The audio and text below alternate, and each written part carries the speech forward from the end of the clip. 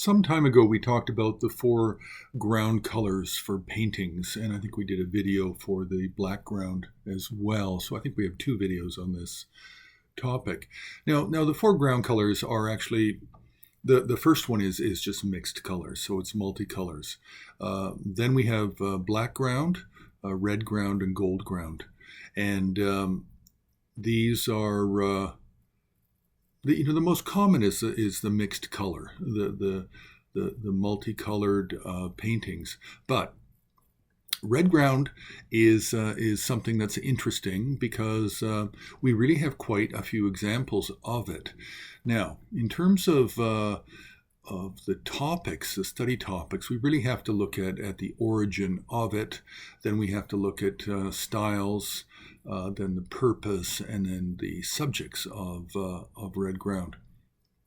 Now, the origin, well, when we really begin to see it, and see it a lot with Himalayan and Tibetan painting, is actually in the 17th century. It was very popular in the ateliers and the court of the Fifth Dalai Lama.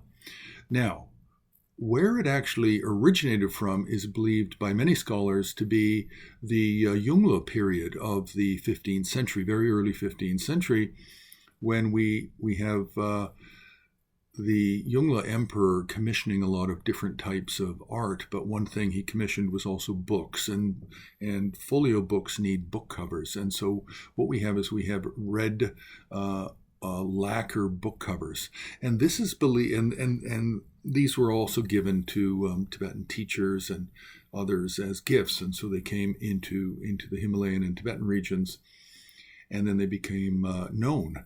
And it is believed that the red ground paintings are kind of copying from the red ochre book covers or the lacquer book covers of the Yongle emperor and later emperors.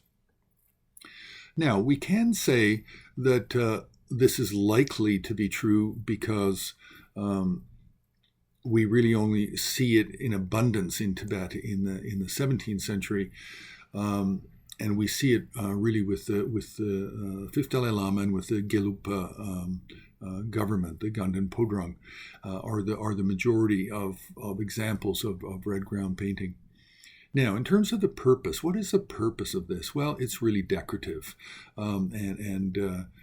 and often these red ground paintings, they were also done in sets, and then they were hung in small chapels, not the big ones open to the general public, but the small, very decorative, very clean chapels.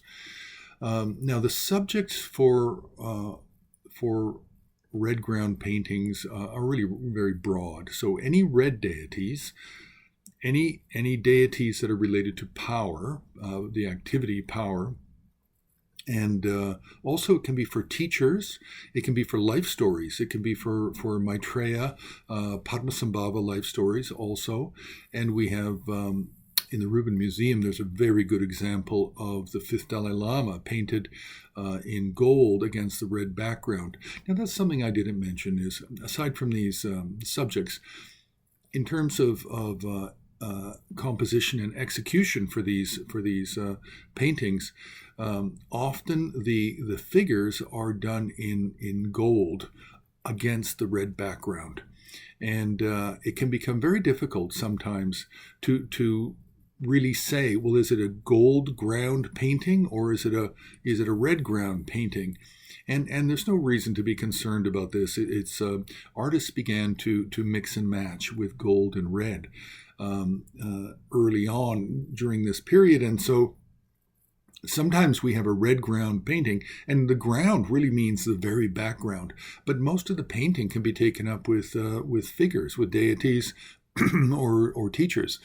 And so it's not easy to say for with certainty if it should be called a red ground or a gold ground painting. But not to worry, it doesn't really matter, actually.